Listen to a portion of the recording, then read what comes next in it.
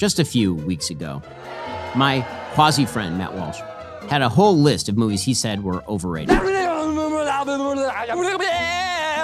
And frankly, he's wrong on nearly all of them. Made a video about how wrong he was on many of those picks. I mean, he said like The Dark Knight was overrated. It's just ridiculous. It's great by Batman movie standards, but it's not great as a piece of cinema.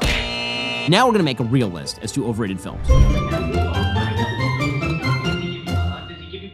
So here's my standard for overrated. And Matt's standard makes no sense. Matt's standard for overrated is like a movie is like an 8 out of 10, but people think it's a 10 out of 10. That's stupid. That's a bad standard, as I said in my video about Matt's dumb video. Okay, the actual standard for overrated is people think it's a 10 and it's a 0. Okay, it's the delta between what people think a movie is and what the movie actually is. I'm going to measure it by not only the critic score on Rotten Tomatoes, but also the audience score. Everyone has to be wrong in order for this thing to be truly overrated. Let us begin with the single most overrated film of all time, bar none, no question, The Shape of Water. If I told you about her, what would I say? She's a super freak, super freak. This came out in 2017 and it won Best Picture, and it's just shit. It's the worst movie ever made. I'm not even joking about that. You went away and my heart went with you. I'm not even a Guillermo del Toro hater. There are other Guillermo del Toro movies that I kind of like.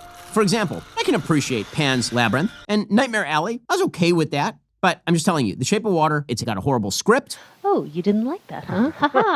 I see. The performances are universally terrible. This candy, it's cheap candy, but I love it. Ever since I was a kid. Except for my friend, Nick Searcy. Our universe will have a hole in it with your outline, and you will have moved on. It makes no sense. It's politically ridiculous. The entire movie is about a woman f***ing a fish. It's just a collection of idiotic cliches. It's a deaf woman who can't get along with the rest of humanity, so she f***s a fish. And among her friends are a gay guy, a black woman, and a communist. Как говорил Ленин, нет пользы в рыбе, оставшейся с прошлой неделы. And they are all under the thumb of the evil military-industrial complex character, Michael Shannon, who is apparently impotent and has also got rotting fingers to symbolize his impotence. Again, predicated on the basic idea that conservatives are evil and everybody who sides against the conservatives in a circle of the marginalized is good, and also that ladies should fish. That's it. Smaller, invisible, disfranchised characters that come together to save the ultimate other. I cannot express my hatred for this movie in strong enough terms. It's just awful. It has a 92% Rotten Tomatoes rating from the critics and a 73% Rotten Tomatoes rating from audiences. Everyone who thinks this movie is good, y'all stupid. You stupid. Okay, other massively overrated films. Avatar. The Avatar program is a bad joke. Which was, at the time, the single highest grossing movie in film history. Look at all that cheddar. Audience score 82% from Rotten Tomatoes, 81% critic score. Avatar is beautiful to look at and absolutely vacuous. It's one of these movies where everyone saw it and no one remembers. It is Alien Fern Gully. It's Dances with Wolves with blue aliens. I just pissed in my pants. It's the Kevin Costner character who takes the side of the natives against the evil, rapacious capitalists who are searching for, I kid you not, this is in the script, unobtainium. Unobtainium. I remember being signally offended by the fact that James Cameron thinks you are so stupid, apparently y'all are, that he could call a substance unobtainium. Unobtainium. Because you get it? It's not obtainable. It's rare. It's unobtainium. Unobtainium. And apparently, the US military is some sort of rapacious blood for oil force on foreign planets. Their damn village happens to be resting on the richest unobtainium deposit. Somehow you've been able to cross galaxies, but the only way you can obtain the unobtainium is to tear down trees. I'd say diplomacy has failed. I don't understand why the military couldn't have just developed unobtainium fracking. I just drill sideways, my dude. Like, it's not that hard. I remember watching this with my wife in the theater, and we both burst out laughing at the end when the Sam Worthington character, who is now back in his normal body, is being cradled by the giant blue lady, and I was like, this is a very weird coupling. I see you. Don't look at me! More James Cameron on this list, Titanic. I'm the king of the world! James Cameron, great with visuals, bad with plot. The best James Cameron film, by the way, by far, a truly great film, is Terminator 2. Terminator 2 is by far the best James Cameron film. There are no close competitors. But Titanic is a truly not good film. It revolves around two of the most shallow, narcissistic, and ridiculous characters in the history of American film, played by Leonardo DiCaprio and Kate Winslet. You have a gift, Jack. You do. You see people. I see you. Well, They're just sort of pastiches. They're just pasteboard characters who are stuck on the Titanic. Like, if you actually want to make an interesting movie about the Titanic, you'd focus on some of the actual people who are on the Titanic without the kind of fake romance story. For example, there are people who legitimately let their spouses leave the Titanic and survive and instead decided to die in order so that they could save lives. Like, there's actual heroism on the Titanic. And of course, this is not ripping on the visuals. The visuals are amazing. But the two biggest failures of the Titanic all happen in the last few minutes of the film. One, move over on the fucking door, lady. I'm so cold. I know there have been full-scale physics studies that people have attempted to do as to whether it could have carried both their weight. I mean, at least give it a shot. And if it doesn't work, climb back on. What's the problem? So he ends up dying. And then the single worst moment in any movie ever. So my mom, when she first watched Titanic, she literally picked up an object and threw it at the end of Titanic because the old stupid lady takes a priceless diamond and instead of bequeathing it to her heirs, you know, like the people who took care of her in her dotage, she throws it in the water. That makes no sense. She's a crazy, selfish old lady, and she was a crazy, selfish young lady. That really sucks, lady! We'll get back to this in just 1 second. First, let's talk about something that affects all of us responsible, hardworking Americans. Taxes. That October 15th deadline has now passed. Are you prepared for what's coming next? Do you owe back taxes? Are your tax returns still unfiled? Did you miss the deadline to file for an extension? Well, now that October 15th is behind us, the IRS may be ramping up enforcement, and the IRS does not play around. You could face wage garnishments, frozen bank accounts, even property seizures if you haven't taken action yet. There is good news. There's still hope. Tax Network USA has been in the game for years. They know exactly how to navigate the complex world of tax law. They've helped taxpayers save over $1 billion in tax debt. They've filed over 10,000 tax returns. That's billion with a B, folks. They specialize in helping hardworking Americans like you reduce their tax burdens. So don't let the IRS catch you off guard. Get ahead of this right now with Tax Network USA. Their team of professionals will work tirelessly to protect your assets and find the best solution for your unique situation. So here's what you need to do. For a complimentary consultation, call today 1-800-958-1000 or visit their website at tnusa.com/Shapiro. That's 1-800-958-1000 or visit tnusa.com/Shapiro today. Do not let the IRS take advantage of you. Get the help you need with Tax Network USA. Again, that's Tax Network USA. Give them a call, 1-800-958-1000. Okay, other overrated films. The English Patient. I thought I would kill you. You can't kill me. I died years ago. It won 9 Academy Awards in 1997, including Best Picture. And gotta tell you, it sucks. It's just terrible. The English Patient is 9 million hours long. I'm still here. Just to suffer. It revolves around characters who are entirely annoying. A French-Canadian, World War II, Royal Canadian Army medical. I have to remind myself of the plot because I just remember wanting to go comatose while watching this film. It is about this nurse who decides to settle in a bombed-out monastery with her patient, and then it's this very, very long and non-plot-filled story, and euthanasia. So that's great. I honestly don't remember that much about this film. I just remember hating it, like dramatically hating it. Please welcome a great actor, Mr. Al Pacino. That year, what was up for Best Picture? The English Patient, Fargo, a far better film. Jerry Maguire, a far better film. Sling Blade was made that year. Fried potatoes. What should have won, obviously, was a film that received no nominations, basically, which was the adaptation of Hamlet by Kenneth Branagh, which is legitimately an amazing adaptation and maybe one of the great pieces of filmmaking ever made. To be or not to be. So the Academy went nay on the Hamlet, yay on the English Patient, which no one has seen since. Other radically overrated films. Get Out from Jordan Peele in 2017. 98% Rotten Tomatoes score, 86% audience score. Unlike some of these other movies, I don't think Get Out's like a 0. Shape of Water is a 0. Avatar is like a 3. Titanic is like a 3. The English Patient, 0. Get Out is like a 4.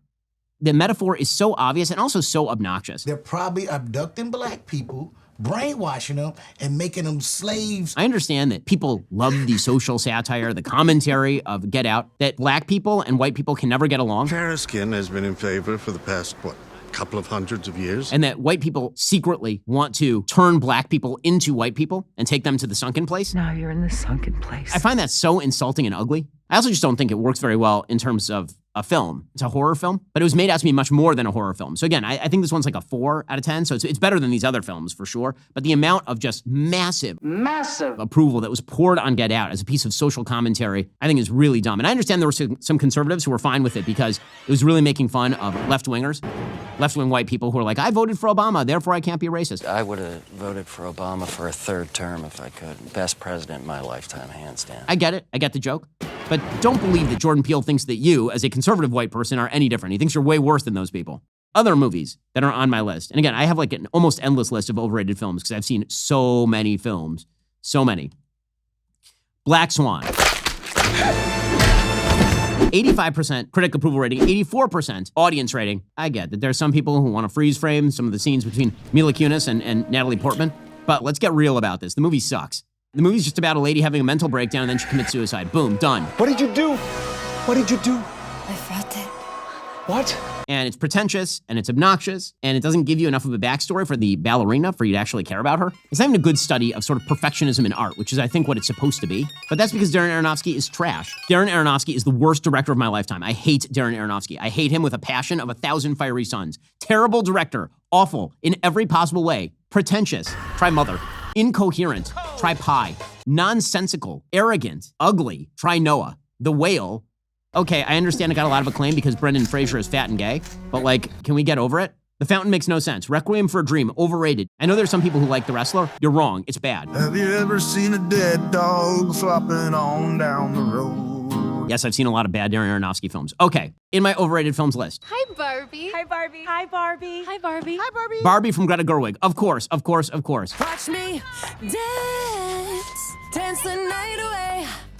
I'll still keep the party right. And if you want like a full hour-long take on why Barbie is a piece of shit, go check out my YouTube video on it. 88% on Rotten Tomatoes, 83% from the audience. It makes no sense plot-wise. The minute that Barbie disappears from the scene, the men, who are supposedly subservient and terrible at everything, it turns out all the women like them when they're powerful and paternalistic and they take over society in literally 1 second flat. I like not having to make any decisions. It's like a spa day for my brain. Forever. Hey dudes, maybe we should be dudes. Hey, you know what? We like dudes. This is so much better than being president. Honestly, the only thing anyone remembers is that Ryan Gosling's hilarious in the film. This is no longer Barbie's dream house. This shall henceforth be known as Ken's Mojo Dojo Casa House. Like, that's the only thing. 5 years from now, 10 years from now, nobody's gonna be like, God, you remember Margot Robbie? It's all Ryan Gosling, right? What a cheesehead. Okay, other overrated films. I mean, all of these are sort of heresy, but this one's really heresy. Fornication and heresy. I think Avengers Endgame is wildly overrated. No. God. Oh my God. 94% Rotten Tomatoes, 90% from the audience. The villain is not well drawn in Avengers, in Avengers Endgame. I am inevitable. Listen, I appreciate the ambition of bringing together 20 movies or whatever it was. At the same time, it's so overstuffed and it's so tired and it's so long and the stakes are so low. And you know, if Disney Marvel get in trouble, they're just gonna resurrect some of these characters. If they find themselves in a box canyon, which I think they will, Robert Downey Jr. will just come back as Iron Man. They'll just find a way to clone him or go to a different universe and get him. I'm gonna need you to come with me. This is part of the problem with all of these movies. The whole multiverse thing. It's not great. Other major disappointments. Everything Everywhere All at Once. The whole multiverse thing. This movie had 94% Rotten Tomatoes score, 79% from the audience. It is repetitive. It is annoying. It is stupid. It is repetitive. After the first 15 minutes, which is charming, it is repetitive. It's just a repetitive music video. It's like watching MTV in 2007. I understand that some people are into the visuals, but it's so ADD. It's just ADD filmmaking all the way through.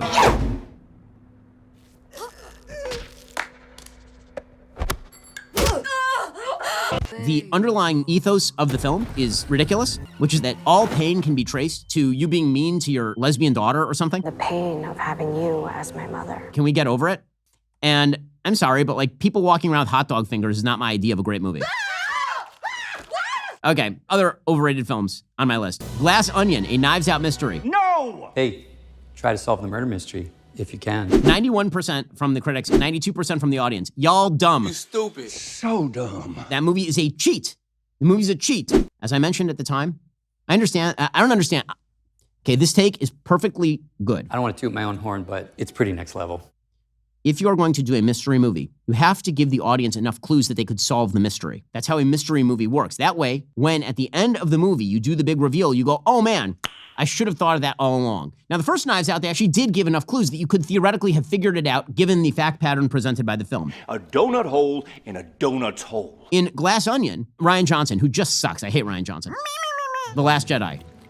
Ugh. Rian Johnson literally introduces a character halfway through the film that didn't exist for the first half of the film. My twin sister committed suicide. You come with me to that island as your sister. You could watch the first half of the film and it's made completely irrelevant by the introduction of the twin character halfway through. And that's the laziest twist ever. Twins is like a lazy, it's not even a good twin twist like you would have in, for example, The Prestige, where again, all the clues are there, right? All the clues are in The Prestige. They show you all the way through that there are two separate Christian Bales. You see his hands, you see him acting in two different ways. You have other characters saying, you don't seem like this other person. No, Alfred, stop. This isn't you. Here is... So dumb, it's brilliant. No! So bad. All right. When's the murder mystery start? It's insulting. It's insulting. And the fact that it was treated as a clever mystery is an insult to the intellect. You want to make fun of these people and throw poop at them. Okay, finally, cult classic Napoleon Dynamite. Oh my God. No. Rotten Tomatoes, 72%. Audience score, 74%. I hate this film. I hate it. I wish you'd get out of my life and shut up. It's stupid. It's annoying. It's not funny. There are no jokes worth laughing at. You think anybody wants a roundhouse kick to the face while I'm wearing these bad boys? It's the kind of film I feel like Matt Walsh would like. Because again, I can do an almost endless list of movies I think that are wildly overrated, but I think that that's plenty. And so now I wish to issue my challenge to Matt Walsh. That's an actual great list of overrated films. It's way better than your list. So I want to hear your takes on why I'm wrong. And actually, some of these films are great. Peace out.